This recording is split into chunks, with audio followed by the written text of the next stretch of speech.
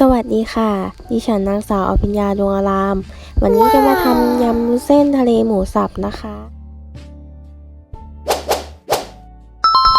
วัตถุดิบก็จะมีวุ้นเส้นหมูสับหมึกกุ้งพริกหอมแดงผักชีต้นหอมน้ำตาลน้ำปลาน้ำกระเทียมดองและมะนาวนะคะ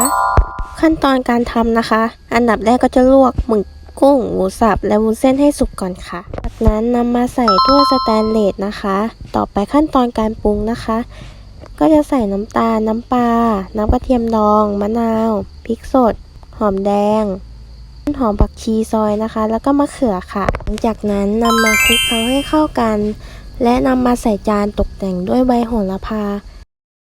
ขอขอบคุณอาจารย์เซียมนะคะที่เข้ามารับชมนะคะขอขอบคุณค่ะ